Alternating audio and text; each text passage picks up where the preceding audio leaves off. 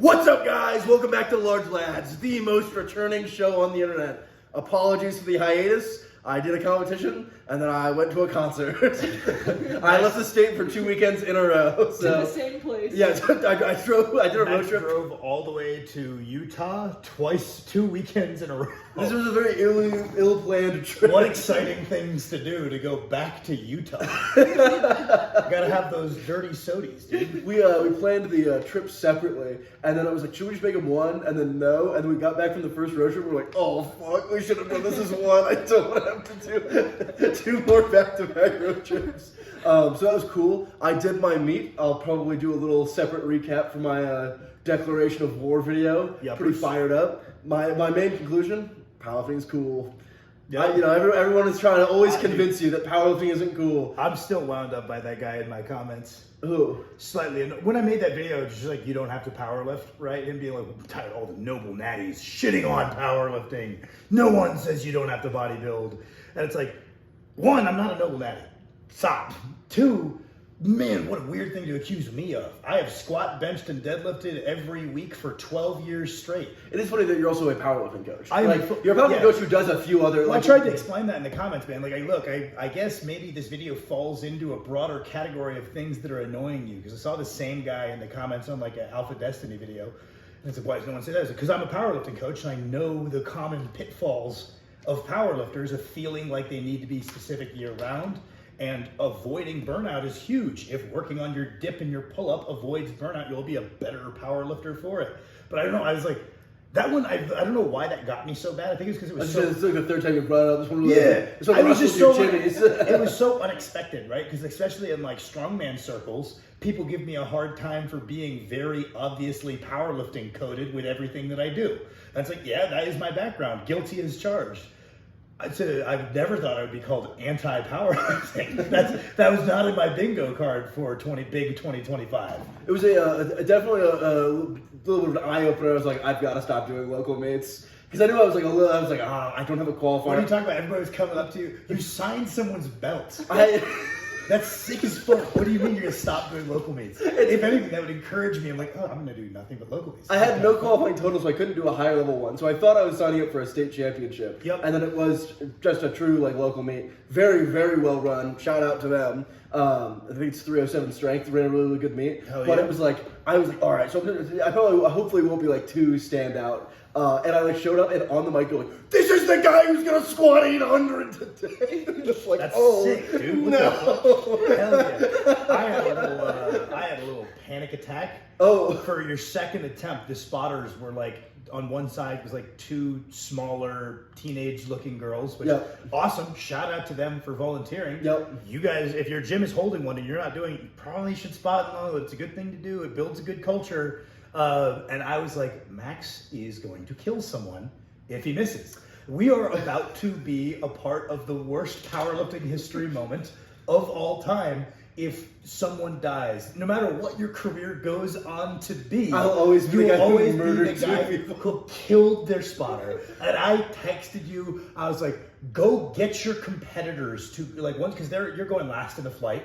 A couple of guys watched Large Lads. There was a guy I used to coach there. I was like, grab those guys and get them to spot you. I refuse to have this under my fucking name. It's very funny you were like, lower your third attempt, and I was like, wow, I'm feeling like pretty good. And you were like, dog, we are at risk. No one is catching that. Also, you need to get the squat. Perfect call by considering I got hit by everybody who saw the grittiest squat, the video. If you didn't see Max's squat, it's up on the channel.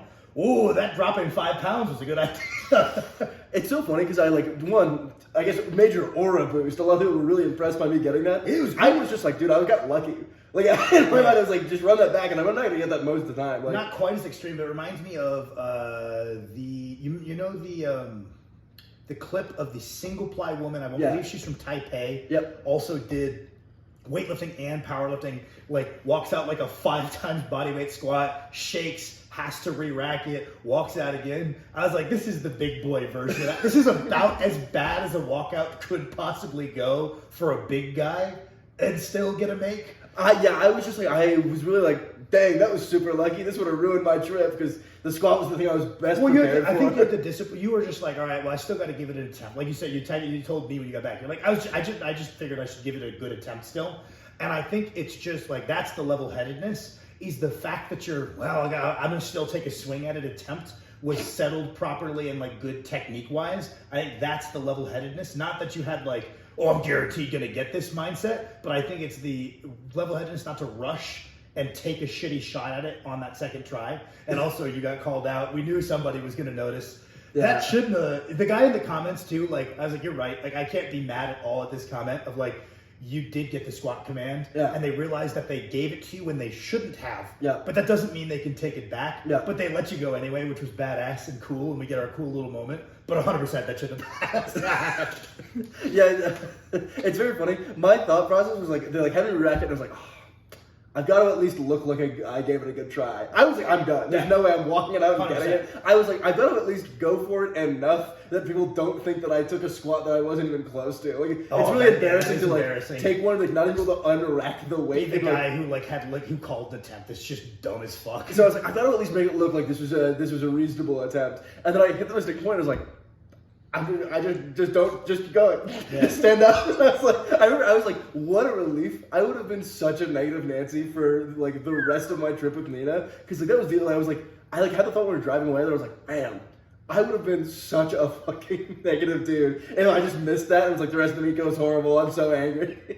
But Powerlifting's sick, man. Everyone's so chill. Everyone's so freaking negative. Let's get your pink salt story. Powerlifting is pretty cool. I agree. You hear me, guy, from my comments? Powerlifting is pretty cool. I said it in that video too. I was like, my brother powerlifts, and I think it's badass. It's very funny because I feel like everyone has like a negative like perception of it from the internet. Yeah, and it's like exactly. I understand. That's why the average powerlifting comment section is so bad and so lame, and every like guy that's trying to get clout is coming out with like the weirdest, worst, most negative takes. And like I hadn't competed in 2 years, and I was starting to be like, man, powerlifting is a little bit cringe. And I show up, and it's just a bunch of cool dudes trying to get stronger, and I was like, this is so chill. I feel like that's everyone was a lot of things. There's like a big discrepancy between what it is online and then when you actually go. Like, I don't know, maybe like online rock climbing is even like super toxic, but then you go to a gym and everybody's pretty cool. I feel like it's just like, the internet version of most the person who's trolling Instagram for 18 hours a day, leaving the majority of comments, isn't the average powerlifter. Chronically online, people are grumpy. That's just it. Major shocker. All right, pink salt story. So pink salt story. Me and Kirsten, when we were in Texas, in Fort Worth, for my competition, right? We like went to the grocery store like you do. First thing when we got there, we drove to like a Kroger's or something. Mm-hmm. Just started like stocking up because we made sure to pick like a little hotel with a kitchenette. Yep. Right. That way we don't have to eat out and upset my stomach potentially before a contest. Just standard vertical diet items all in the thing. And I was like, this will be fun because I need pink salt because I'm picky and I like pink salt and I can count the number of times I crack it, which is good. And we paid like, I don't know, this was like $7 or $6 or something. So I was like, we're taking this back with us. This is a nice salt cracker. I'm not wasting that money. We're not tossing this. So we like throw it in Kirsten's bag and we're going through TSA. And the guy flags Kirsten's bag. And then he like pulls it out. He's like, yeah, it's just, you guys are good. I'm sorry. I just have to do this real quick, right? And he's like, let me go swab it. And like the guy was like kind of rolling his eyes like, yeah, I'm sorry, you guys. He like cracks it onto like the test sheet and puts it into the machine to like see if it's drugs. And then he swabs it. He waves his supervisor over. Is this a positive? I was like, dude, fuck off. Pink salt specifically is so fast and it's cracked. Like, fuck off. And his supervisor's just like, no. I was like, dude, fuck you. It's like a pretty green, I think. Like, no, it's not. This jacked Samoan dude that was like next to us in TSA was being like, dude, they're gonna take your salt. I was like, yeah, it looks like they're gonna take my salt. What the fuck? Oh yeah, but I was like, you little dork. I'm like, is this a No, it's salt, you fuck. It's very funny. At the concert, I got pulled out of line and they had to do like a full pat down. One, so weird. Two, wow, the person was apologizing the entire time. Yeah. It was like feeling at my leg. I was like, I'm so sorry, dude. I'm so sorry. I was like, God, it's your job. Like, I guess if you have to do this, fine. Yeah. It's so much weirder to be like, I'm so sorry. You're like working your way up my fucking leg. Like, Jesus. That's someone's fetish. Dude, you should be happy about this. I got pretty fucking awesome legs. People pay good money to do this. Back when I was 15, this was a primo experience. bear enthusiast pedos would pay big money for this. Oh my god. Speaking of post my meet, Yep. I'm coming with a new mentality. Wait, can we do before your mentality section? Okay, Can we absolutely. do the one where sweet Kirsten here Gets to can- talk. can talk? Yeah, absolutely.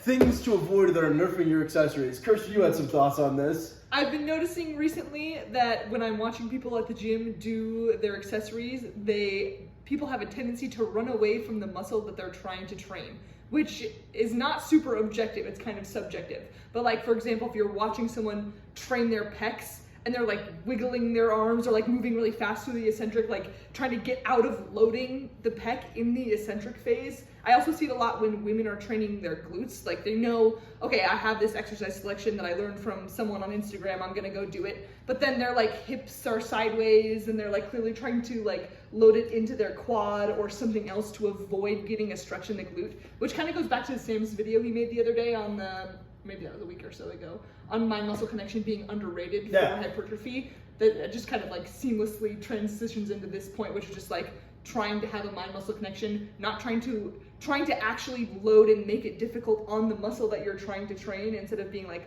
well, this exercise trains this muscle and I'm doing it.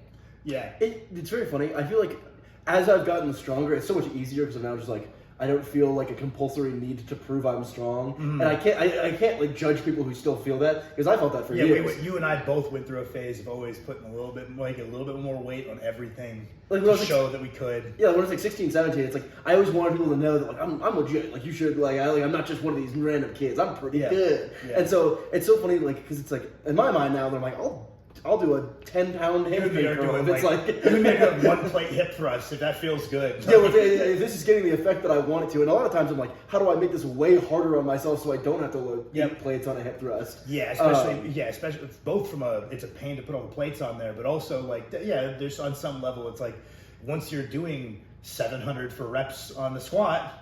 Man, if I can get a little bit more workout, a little bit less weight on the accessories, I might take you up on that. Yeah, I could do an 11 plate leg extension, or I could do 6 if I make it way harder on myself, and I'll probably pick that. But in the same way, like when I was like weaker or felt less qualified, I felt this like all constant need to prove that I'm actually pretty good, guys, please. And in the same way, it's like I feel like I see people all the time at the gym, and it's like it's not even like ego lifting, right? Because they don't think they're like. It's not like, I just care about moving the most possible weight. It's just like, I'm doing my best at this lift, and it's like to almost the extent that they're defeating the purpose of the lift, like you're saying, like where it's like if you're doing a glute exercise so badly that it just fully becomes a quad exercise in order to like hold the 60s or whatever. Yeah.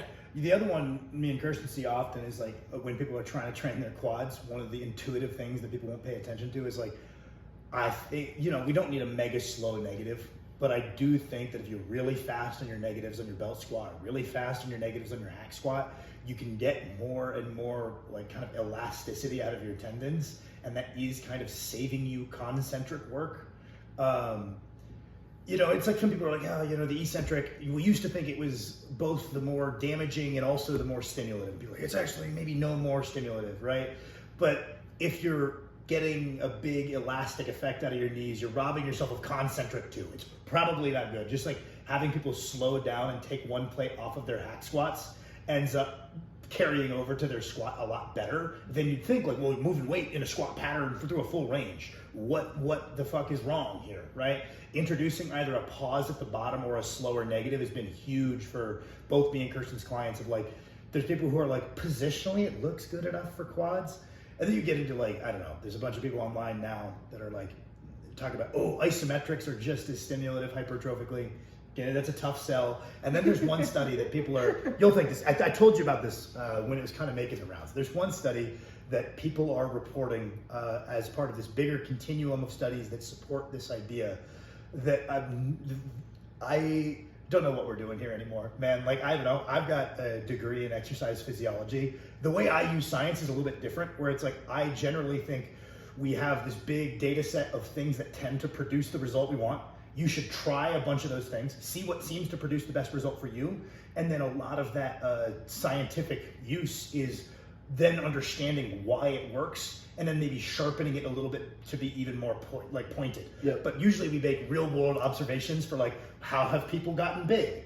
try a couple of these strategies. Which one seems to be working for me? How do we understand why it's working, and how do we refine? So I kind of go a little bit like science follows behind your trial and error to clean up mistakes you're making. Yeah.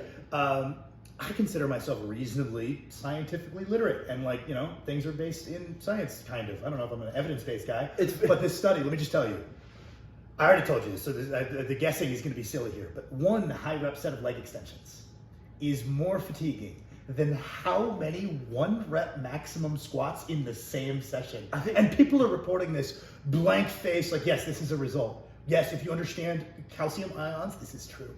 Somebody even mentioned this study to me in person. Really? Yep. And the answer is 21 rep max squats. And people are like, how the fuck do you even do 20 rep? And like, people will be like, no, the load was adjusted between sets. Well, how do you predict the right weight every time?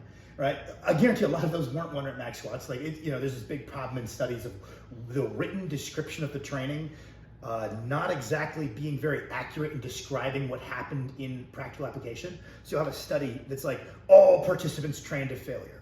You read the methodology, it's volitional failure. Volitional failure just means when they gave up. That has nothing to fucking do with failure. I think we run a lot of these experiments with the brilliant put a gun to their head. I think so. Yeah, I don't know. If we want to really understand science, we've got to pull out the gun at some point. I don't know. I've always thought, like, now that it's more accessible, I would greatly love if there was like a YouTube unlisted playlist attached to a study, so I can see what the sets look like in practical application to help aid in my interpretation of the results. Like, what kind of failure are we talking here? What kind of 1 rep max squats are we talking here? Because the written description often doesn't sync up with what was actually happening. This is just a rant, but I thought the fact that there are people who are like fatigue, they're defining fatigue by a fall off in performance. They're saying you're the weaker the day after you do 1 high rep set of leg extensions than 21 rep max squats. Like, I might be in a hospital if I did. Yeah, I think I'd give myself rhabdo. Yeah, like probably not rhabdo. That probably isn't what would happen, which is interesting because you're not doing as much damage with singles, which is kind of what their rationale centers around. I think I'd probably bulge a disc in my back, almost guaranteed. Like. Yeah, you'd hurt yourself. Yes, of course. 21 rep max squats in the same session, right? Like a whole week of Bulgarian in a day. The notoriously injurious program of like 14 1 rep maxes spread across a week. Do it in 1 day plus 6. You know, speaking of science stuff, right? We talked about last time, like most of it's just rage bait now, and people falling for rage bait and then making their own counter rage bait, right? You know, one that I'm like, I don't think anyone even believes this. The whole isometric is more stimulative thing. I think there's guys who believe it. That one is like one of the most just like, come on, what are you fucking doing here? You cannot believe that going like on your kitchen table is as effective. This is my bold take. I'm like, that's a fucking brutal one if you're trying to pitch that. Yeah, there's. Well, then there's clearly methodology that's like in a scientific setting showing that. Well, you know what I mean? So it's just like, I don't know, I feel like that goes to like something Sam's talked about too, where it's like, it sucks, but knowing how to read methodology is so helpful in understanding how legitimate a study was, where like, if there were 5 people in the study, you can't even run a statistical analysis on that. Yeah. Like, that's bullshit. Yeah. Yeah, I don't know. I don't want to make this podcast into just like if the boys bitch about science, right? But like, I'm a good one to put on science next. If you understand how like the social media science things works, it's like kind of you just have Brad Schoenfeld, and then you have the influencers that are kind of in his camp and in his good books, and they will preferentially kind of spread his overarching framework of interpreting hypertrophy science, right? And then below them you have a bunch of rage baiters. I don't find they have. I feel like the rage baiters are the guys up in like the right below tier. Really? Right. I feel as though Jeff Nippert is actually a pretty well balanced, reasonable guy. He falls slightly more to that Schoenfeld camp, but you get guys like Milo and Dr. Mike who do the rage baiting themselves. They don't even need like a tier below type guys, right? It's very funny because it was like Sam spends all day reading stuff about lifting and all like it's a pretty good understanding of most of the science, and you just tell me the important stuff, which usually is not much. Yep. Kirsten's got a microbiology degree. I Molecular and Really? cellular, not microbiology. Sorry, But molecular and close. cellular Yep. biology degree. Jesus Christ. Sounds way cooler. Skirted through high school. Yeah, speaking of science, that I think is cool, because I would say I'm a bit of an Instagram scientist, and then I see a cool post on Instagram about science, and go, that's pretty cool. And that's all the scientific research I've ever done. Double tap. Maybe a little save, a little send. I might drop it in the Sheet of Training group chat every once in a while. You know when one gets me fired up? The whole, like, if you put a rat in water, it'll swim for 15 minutes and drown. But if you save it at 14 minutes and then put it back in, it'll swim for 70 hours. I didn't know. That's pretty cool. That fires me up. Just the idea that, like, if you think you're close, you'll just keep going endlessly. And it always had it in it, but it gave up. That shit got me fired up. I was like, I'm the fucking rat, baby. I just gotta think that, like, I'm 2 more reps away. I am the fucking rat. I'm the fucking rat. Just doing your sets, doing like imagining that shitpost image of the guy mining with the diamonds right behind it. Dude, That's me right now. Yeah, that's me on the blackjack table. In all my rage, I'm a rat in a bucket. Speaking of Max's new mentality, No. post meet, very fired up, super unhappy with how my meet, not super unhappy. My general summation has been like, my training block really didn't go well. My meet went as well as it could have, considering that training block. But I'm very mad that my training block didn't go better. So I'm coming at it with great aggression. We're going war mode on 1K. One of my big things has been, I've been coming in with a lot of momentum, and I need to constantly be resetting it through the session. This has been like a great tip of mine for myself, has been like, I no matter how much I come in on motivation, it's kind of slowly coasting, and it's really easy of like, just between every set, just be like, all right, this is what I want to do, or like, this is why I'm doing this set, or like when I'm going to an accessory, like, what's the point of this one? Like, that alone has been huge for me, of just being like really, really fired up for each individual set, of like, before my hamstring set, being like, ooh, my hamstrings really hurt still, and be like, but what, this is the thing that's gonna like, take me to the next level, like me versus the Max that I want to be. He's not gonna cower out. What if he was right about to be saved out of the bucket? So yeah, just resetting my motivation between each like accessory and lift has been really, really big for keeping that going. Because like some of my sessions have been slightly long, so I'm out of shape. And so not just like it feels like it's like you're really excited and it slowly comes down, and just over and over being like, this is what I'm doing, and being a little bit more conscious. I feel like it's been doing a good job of keeping me out of autopilot. In a less cool way, I've been having to do this because the gym has been too hot. Okay. So I get overheated. I have to sit down for a little bit, cool off, splash some cold water on my face, then I'm ready to go again. But I feel like if I just kind of was like, this sucks, I'm gonna go do my next exercise, I would have done a shit job.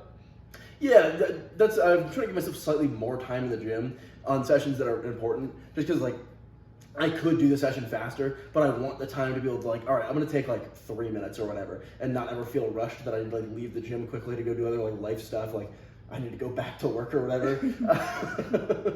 Yeah, boo. But just give myself enough time where I'm like, shit, dude, if I want to take 5 minutes and then do the second set of leg extensions, I'm just gonna do that because I'm not worried about time. Obviously, that's a great privilege of having a bunch of extra free time in my life, but just allocating that slightly better and understanding certain sessions, I'm like, I should be doing this in an hour and 20. Me taking 2 hours to do the session is just being fucking lazy. Well, I've upped my daily cardio because I feel like my pacing. I feel like I'm running into my conditioning now.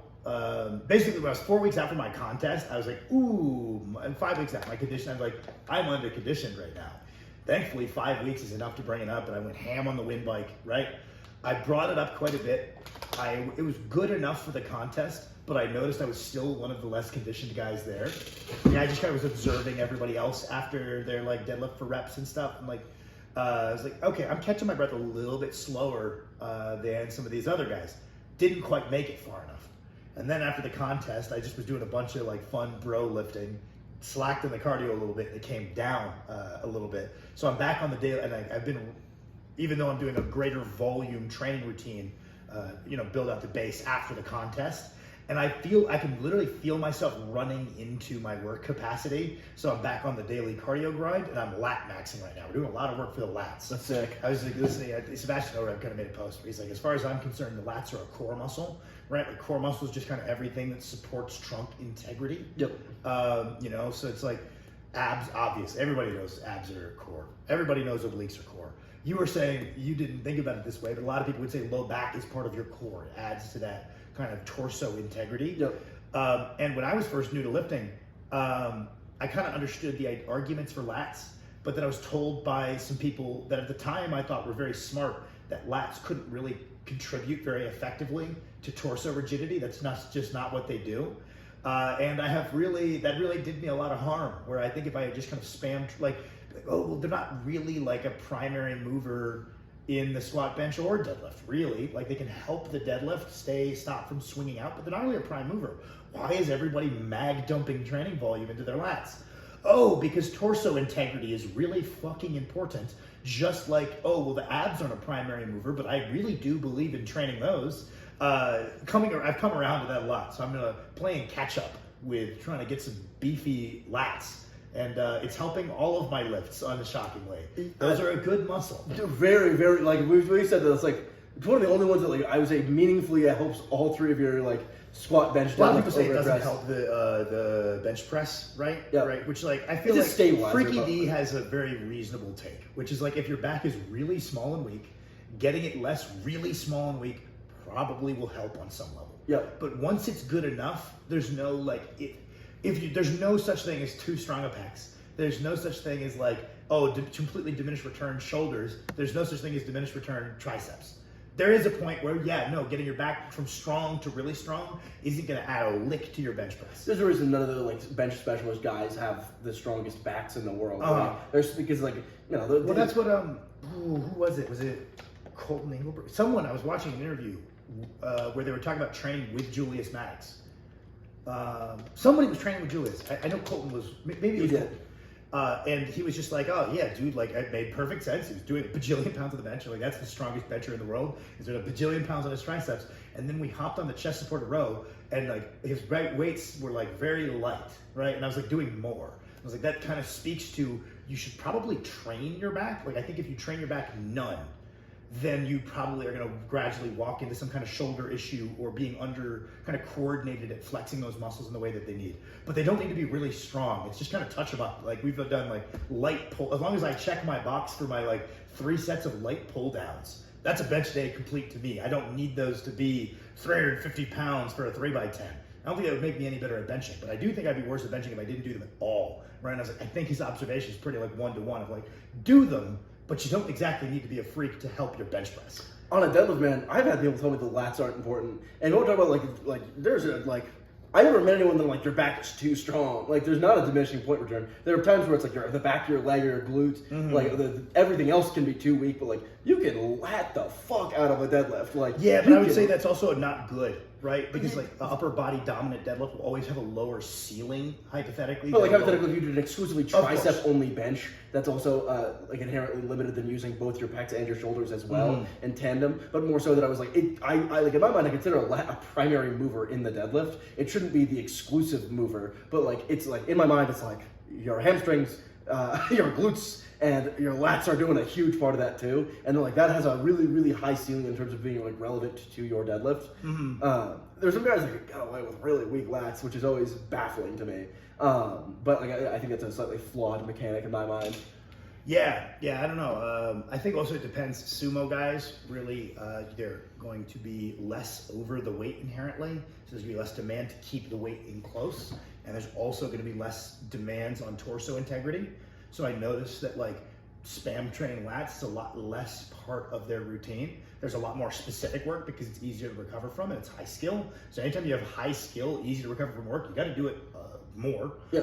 And then a lot of it comes down to, like, all right, we're going to really bias the lower body, have really strong knee extensors, really strong hamstrings. The emphasis on the upper back definitely seems lower for sumo guys. Kirsten, what lifts make you feel jock mode? Also, explain your friend at the gym that you have not talked to. Oh, so what is that? What is that? That might be pertinent to another. I'll change the question. No, we're gonna do this one. What lifts make you feel jock mode? I'm doing behind the neck press in the Smith machine right now, and that feels very jock mode. This is very Sheila training core. Yeah. I've noticed a lot of people, like, associate that with because Sam's made 2 videos mentioning it now. The people, like, exclusively cite Sam as being, like, the Smith machine behind the neck press. Yeah, it's pretty sick. I like that one a lot. What else? Do you have one? I also see people being like, yeah, you know, the Paris popularized the behind the neck presses. Like, gee golly, I wonder who told Paris to do behind the neck presses. Well, you remember there was a bodybuilding guy at our gym like last year, and I came up to you and I was like thinking about potentially doing behind the neck presses for like hypertrophy, and I like said that to you in front of him, and he's like, "That's a stupid idea. That's dumb. Don't fucking do that." Yeah. What the heck, dude? I don't know. I feel like it's working and it's pretty fun. So yeah, no, whatever. We can cut that. No, we're good. Who's next? Sam, what lifts make you feel jock mode? Deadlifts.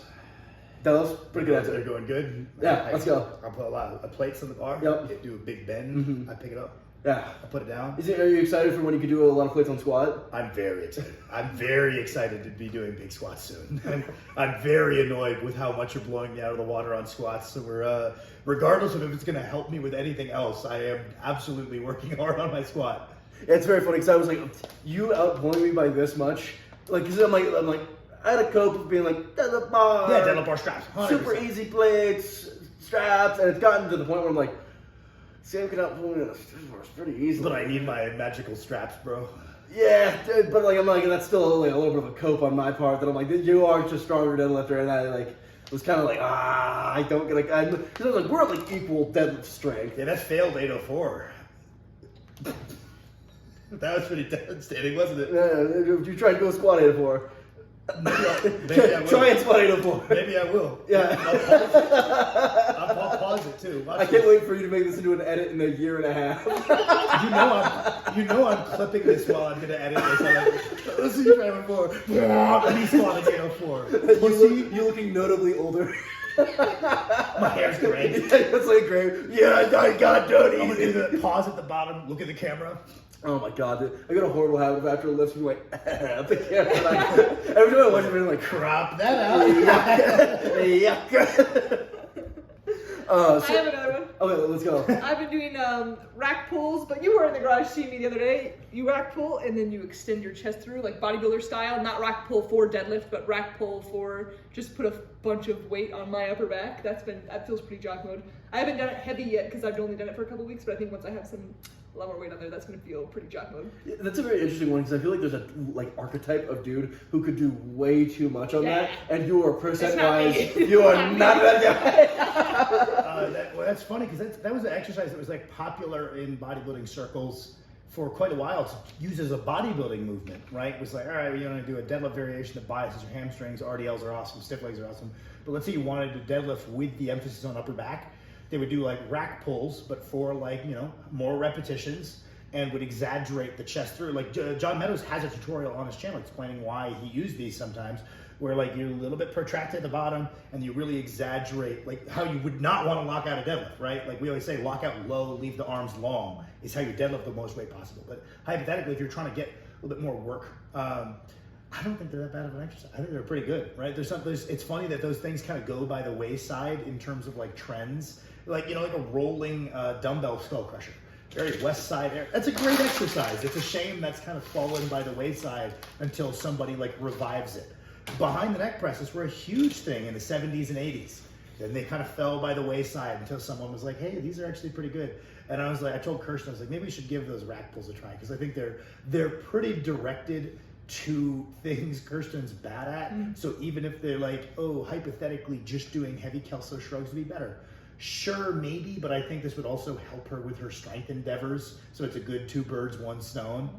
I kind of similar on speaking of new stuff, right? Our program is slightly different for the new block, right? Yep. And I was like, there should always be a little bit of change. Because I feel like, like we've talked about like most Yes. people are doing too much change. Yes. There should always be a little bit of change. Like you're always figuring out like you should be fine tuning something. I think that was a mistake that I made that I was like I'm just locking in. I'm like going on autopilot, and like autopilot. I keep being like autopilot is a bad thing. Even if I am doing the same thing over and over again, I should be thoughtful about doing that. Like just be like, is there anything I can change in my warm up? like that alone has been like really big for me. It's just been like, or like you're like, is there a better way I could do this exercise? Because I think most people who are listening to this are probably like slightly neurotic type dudes who are changing things too often. And if you're that kind of guy, you don't need to be doing more of that. But if you're a guy who's just been like, I've been running the same block for 6 months now with no changes, Yeah.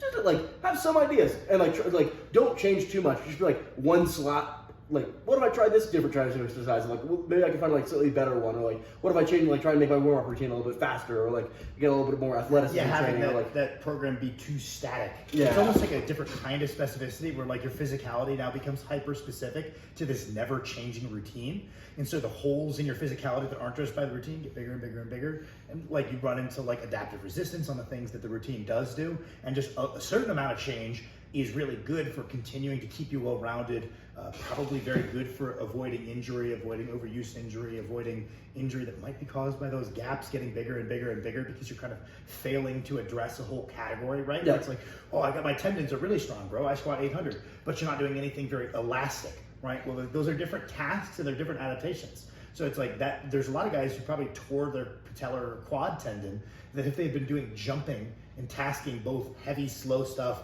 and quick rebounding elastic stuff would have had a myriad of adaptations in the knee that might have made them a little bit more resilient. So taking those periods of time to do some different stuff. Also, really quick, before I forget, I was saying, like, if you kind of understand what's going on with all the rage baiting influencer guys, Yep. you've got the one crowd that's the show and tell guys, and then like Dr. Mike and co, and then maybe some people that send that information out, but they do most of the sending out, right? Then you have, I would say it's like the Chris Beardsley camp. He's kind of the Schoenfeld equivalent at the top, who's the guy who's coming up with a lot of the talking points. And then below him, you have like historically Mundy, like guys, basically, all their talking points are from Chris Beardsley, right? And then he's their guy that they get stuff from, and their job is to spread his info out into the world. You had, what's the guy that Bromley was beefing with, the T-Nation article guy? Paul Carter. Paul Carter was one, like, they had a little bit of a falling out, but he was in this camp. And then you get the third tier of just like Yo Talks guys being like, you're a fucking retard if you don't use a cuff on your whatever the fuck, isometric press downs, right? And it's like, that's this really vocal little camp down here that are like too removed from Chris Beardsley, just rage baiting people all over social media and go in sicko mode. It's also very funny when you can tell they're more or less self-aware. Like the guys who like are like get really sad when people dunk on them, or like when it's like TNF makes like this is stupid. You're like, what? My hero. We're on the same side. We're in the same Versus camp, guys who just gonna immediately be like, dude, you're a fucking idiot. And those guys are way funny to me. So like you clearly know that you're not. Yeah, they're just fucking around. Yeah, like you're in this with this is IG just a hobby. It's like. Well, and so it used to be that I was like, man, I really, really like the Chris Beardsley camp a lot more because it's a lot closer to my understanding of how things work and practically what I do and how things shake out. And it feels like maybe that is going a little bit down this thought experiment rather than practical application route as well. Because like this is where you're getting the 21 rep max squats is less fatigue than leg extensions. Like clearly we're missing something here, man. Like just calcium ions are evil. Isometrics are superior. I'm like, we're starting to get some of these ideas coming out of this side. And like, I'm not sure I love this either. I probably gravitate to that side a lot more than the old 52 sets a week type deal. But yeah, it's been interesting, that kind of shifting and me just kind of trying to live somewhere in the middle.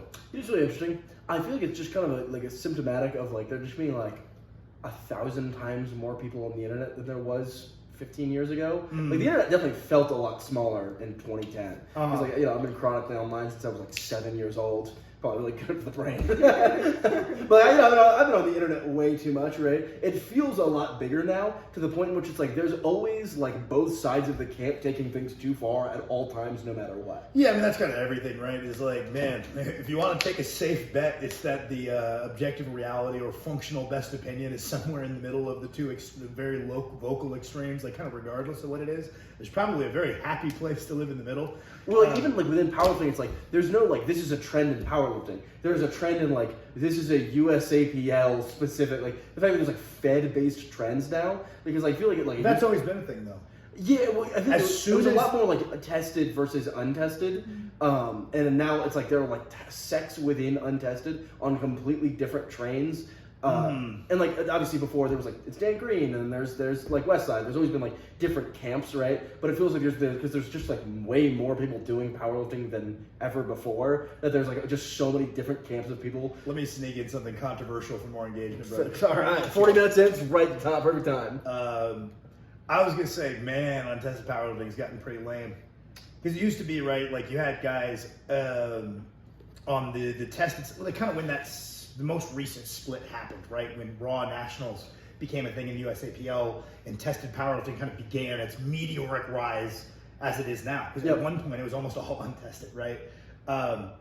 You know, you had like honestly really, really reasonable stuff coming out of the tested guy, like the early tested guys, where it was just like Bryce Lewis was like, hey guys, maybe we shouldn't do a different variation every week. We should practice our sport. And Candido's like, hey guys, maybe you should squat twice a week, right? Like, hey guys, this is what a sumo deadlift looks like. Stop yanking the fuck out. Just like some of the most profoundly reasonable stuff you've ever heard, right? And on the untested side, you still had some, you're like, maybe we should just do Bulgarian instead, guys. Or like, never deadlift. Just do good mornings, bro. Power building is superior, right? Like, yeah, like maybe not the best, but they were raw, cool talking points, right? Where it was like, George Lehman was like, progressive range of motion, just rack pull your goal for 100 reps and then lower it down every week. Does that work very well in practical application? No. I've always said prom is like a very cool thought experiment. I've seen 4 people reinvent prom. It makes sense as a thought experiment. If you come at this as like a thought experiment type deal, you're like, well, why do we have to use weight as the overload variable? Why can't I use range of motion as the overload variable? That sounds great. It's because it gets outperformed by using weight as the overload variable. But it's badass. It's cool. George Lehman pitching a program that he would never run. He started 3 times. But he would just be like, oh shit, this isn't working, and then we'd go back to pulling from the floor every week. But it's badass, right?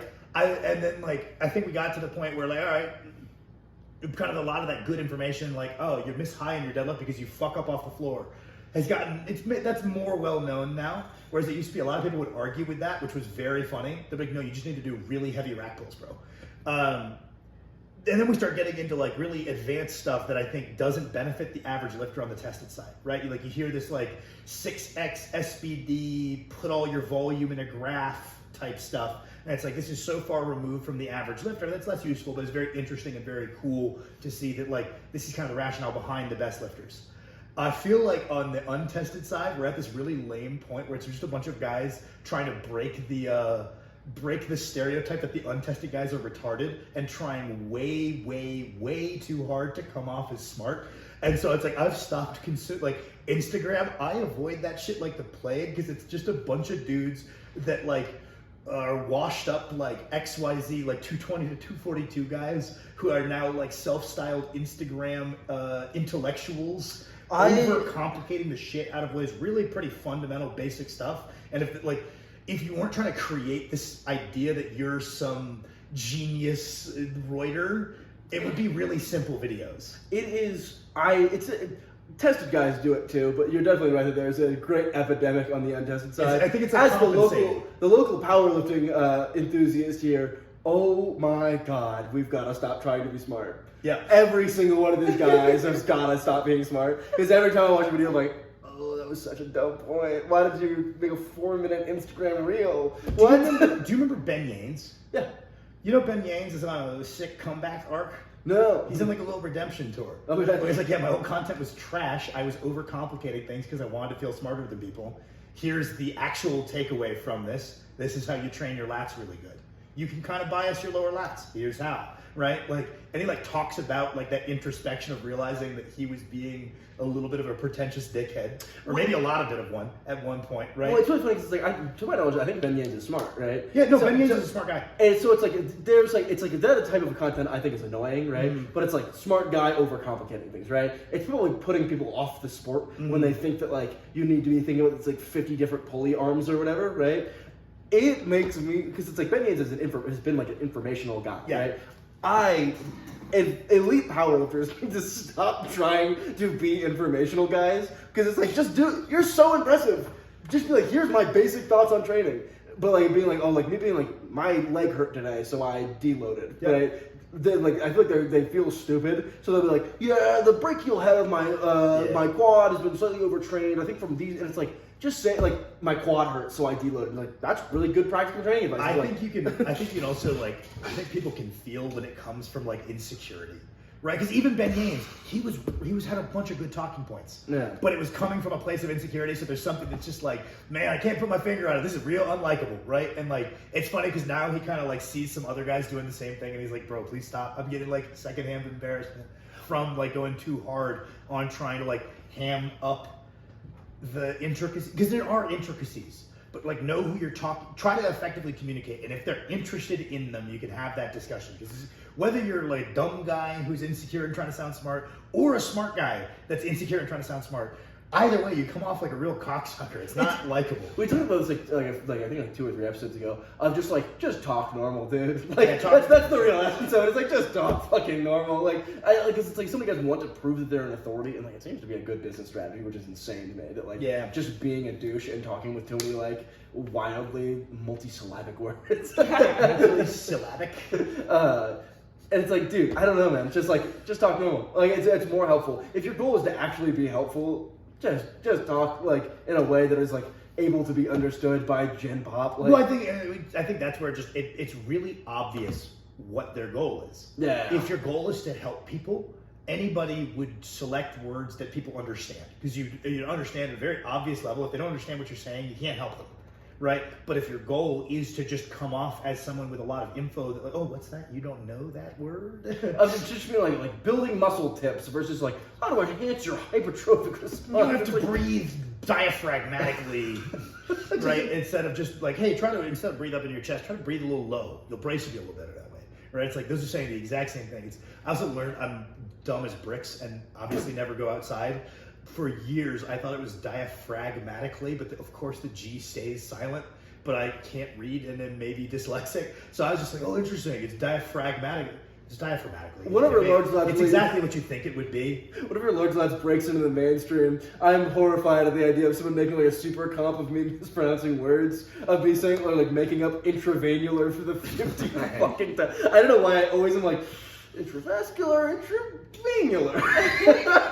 That sounds good enough. It sounds pretty close at least. Sounds like a real word. Cool guy lifter habits. What are things that you look around and you see like, this is a sign of a cool guy? When people have not just full plate or plate and quarter jumps in their training, I can tell that they're logbooking and they're probably trying to progressively overload. It's crazy how rare that is. It's like people that I've we know at the gym who've been going there for 5 years and I've never seen a load of 2.5. Yeah. We're like, that's crazy. What?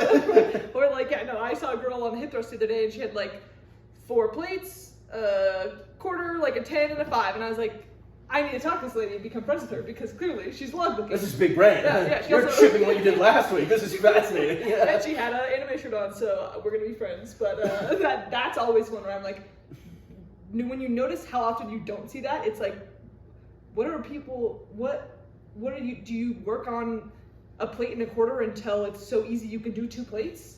They don't have that as planned. Yeah, no. It's just like I'm gonna do this. Yeah. And then I'll do 3 plates. Yeah. A lot of people just decide this is my leg extension weight. Yeah. There's no thought to progress it, right? I don't think that's any of our audience. Our audience is guys who forces progressive overload and gradually loses their set quality, right? It's like that's a whole. That's way cooler. That is the cooler. It's the cooler mindset. I honestly, I don't think that's like the worst option as long as you're resetting often enough. Yeah. Like if you're a guy if you have your strip backs, right? I have that planned in my rows to overextend and then like reset. Well, especially rows, right? Because rows, like you have like all right, well that was like kind of the most I could do with like an immaculate mind-muscle connection. But if I limit that to myself to just that, I'll probably leave gains on the table. Yeah. And then you have your big like moving weight sets. Like that kind of left a little bit to be desired in terms of execution. So you need to have like a mix mash of like, that's something Sam Sulek talks about, is like styles of sets. I don't necessarily think you need different styles of curls. I think if you just do one style of curl and do enough of them hard you'll probably be fine. But like styles of rows, I think is a very real thing. You should like either like you start the block with like much more cleaned up, and by the end of the block they're a little heavier. What I've been doing is I've been doing a 3x10-ish kind of dynamic double progression thing, but they're rising sets with like they're spaced out by like between like 6 and 10%. So it's like the lightest one is just, I'm going to get 10 every time, and it's going to be a very high quality of movement. The middle one is like a nice medium quality set. And then the final one, if I get 10, all 3 rise up, but that's kind of my limit set where the movement quality is a little lower. Rows in particular, I found that to be like wicked helpful. I was going to ask you, what are your thoughts on doing like, I do big, hard, unga bunga, low, like kind of A to B, Yep. like just putting weight in my lats, and then much lighter, like much more squeeze bias versus the like I start on squeeze bias and it's rising. I don't think it matters as long as you have a plan for getting both. Like you've usually done the big one first, right? Yeah, and I really don't necessarily like some people be like, oh, you're pre-fatiguing your force output on that top set by doing them first. That's dumb. I don't think that shakes out to be something measurable and practical. I understand the thought experiment. I do not believe that shakes out to be a difference, so it's preference.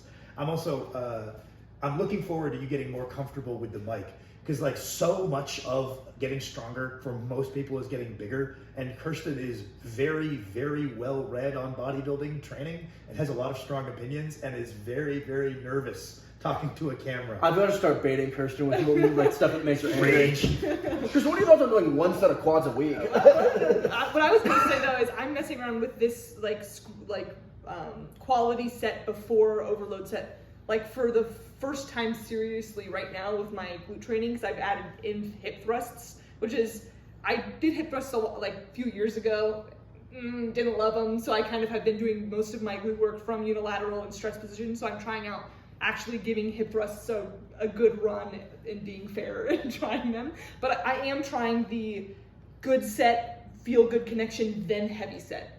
So I'm curious to see how that goes, because I've always been a heavy set, then connection set, back off. Oh, interesting. All right. Yeah.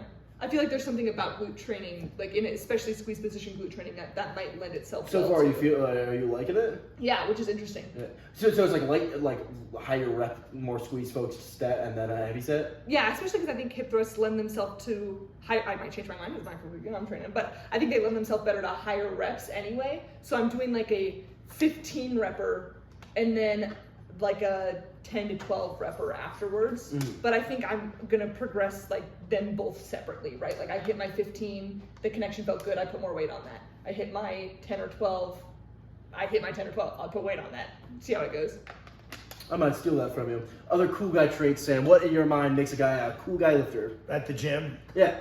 I really like seeing someone log booking. That's just like in like, I don't know, if we see a power lifter and they have like a very obvious thought process of like they do their deadlifts and then they do like a row, weighted pull up, and then they do a dumbbell row, and they log book all three. I'm like, you're gonna progress for a while, right? Like it's gonna be like we saw Jesse doing that, where it's like just going ham on trying to overload like a few different bodybuilding movements after the main. I'm like, yeah, that's a cool way to train. You get the gist of what we're doing here. You're going to run into a hard plateau because I watched your deadlifts and you're kind of speeding through those with bad tech. And that's going to be a plateau eventually, but it's going to be a while before you get there. Yeah, just like I want to be strong at leg extensions. I also want to be strong on hamstring curls. Mm-hmm. I also am really weak on my tricep movement, so I want to get really strong at those. Yeah. And just the desire, like I want to be holistically strong, so I can be stronger on man movements is a rare trait, which seems like a crazy idea, but like. And then I really like guys who have just defined what it is that they want to be good at, and like are just like habitually working towards that. It doesn't change every month, right? Like that's always, it's frustrating because it's frustrating seeing the guys who have a tremendous amount of information and constant changing is what stands in their way. Because like there's a certain demographic of lifter where if they just had like the Ronnie Coleman style, they walked into the gym, the guy offered them a free gym membership if they did their program, right, and competed. And that's all they knew. Like we know a couple that just got a workout from the rowing coach at his college and ran it for like 10 years unchanged. Guess what? They got every benefit that program could offer. They're very developed in those areas. They have some like big lagging weaknesses that weren't addressed in that, and that's where the change and having more knowledge is good. But a lot of people would be better off if they only knew one routine, because at least then they would get the benefits of the routine instead of getting the benefits of none of the routines. That's frustrating to watch. So seeing someone come in and kind of hit the same beat where they're like, I am the high bar squat, ass to grass squat and pull up guy, and I feel like they're trained well for those goals and they stay hitting that beat, I think that's sick, kind of regardless of what they have picked.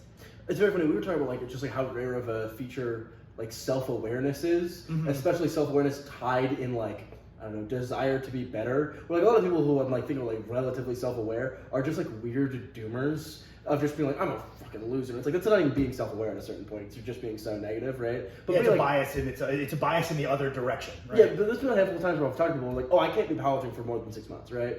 but I like it. So I do it for about 3 to 4 months, and then I'm gonna go change and do something else. And just having that like idea that you know yourself and that you're going to do that is such a big thing. Of being like, I can't do this for a full year, so I'm gonna do it for 4 months, and then I'm gonna go do calisthenics. And like that alone is a way better plan than just be like, I'm gonna go all in and then having to change. Yeah, we've talked about this a million times, right? Yeah. Like not to beat a dead horse, but right, like saying the cool guy answer and pretending you're the cool guy is gonna get you bad results. And bad results is the lame guy.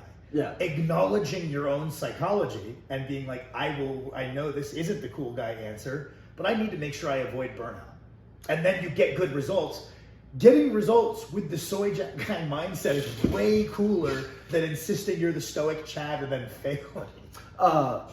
My cool guy one, asking people questions. What a rare thing. And it doesn't even need to be me. Obviously, that I'm pretty good. It would make sense people ask me questions and then they don't. But I'll see somebody just be like, yo, your bench form is better than me. How do I do that, right? And I'm just like, dude, what a smart guy that is to go ask that dude who has like better bench form.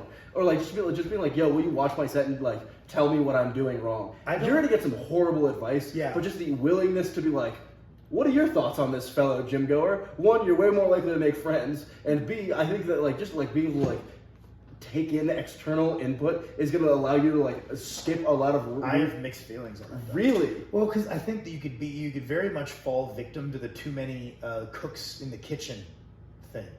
Then you get paralyzed by I've asked the 3 good guys at the gym and they all gave me different answers. Yeah. And I don't yet have enough info to decide which of them is right. You know what I mean? And it does piss me off when people identify people that I think are stupid as other good guys. This has happened at the gym a couple times. When people go like, you're giving me conflicting advice with this guy who I think is a fucking idiot. I'm like, Yeah, one of our pieces of advice has a lot more backing to it. You'd be like, dude, this guy who benches 225 told me the opposite. So it's like, I'm just stuck between, Yeah, you're a fat guy, so. I don't want to be a fat guy, so I shouldn't take your. You guys are both benching a bit over your body weight, so it's pretty conflicting. Yeah, so it's I don't know, it's something that people were frustrated watching Sam Sulik. The fact that he had access to all these guys who were more experienced. And he's like, dude, just take their word that eating a little cleaner and prioritizing your digestion. And he came around to it eventually, right? But I don't think he would have gotten the results that he got if he wasn't stubborn and took the time to learn those lessons for himself. So, and I see that with good lifters, is they're a little stubborn and most of them need to learn the lessons for themselves unless they're getting it from someone they're really respecting of. And then maybe they can learn that lesson secondhand, right? But at the same time, right, you're right, it's weird how rarely people will ask questions to some of the better lifters in the gym. Maybe sometimes they're assholes and you don't want to talk to them, that's fine. But it does weird me out, I don't know, does that come from the doomer philosophy that they're not good because of anything specific that they're doing? It's just genetic or natty status or whatever else. Also, lack of desire to get better. Is I feel like a lot of people, I don't know, but some people don't identify that you're good because they're like, well, I don't know what a good total super heavyweight is. Max is probably about the same level as me, right? And I don't know what DOTS is, and I can't just go check that, right? So that happens to you a lot, which is pretty funny. Yeah, it's the curse of the natty super heavyweight. The number of people at our gym that are like, yeah, you're one of the better lifters here. It feels so arrogant to say that as a joke. I'm like, I'm the best one. I'm doing the same hobby as you. Natty supers have the great curse of the only people that will get the comment, this isn't naturally possible and this is unimpressive on the same lift. It's if you're Larry Wheels, you get a bunch of fucking Natty could do this, of course.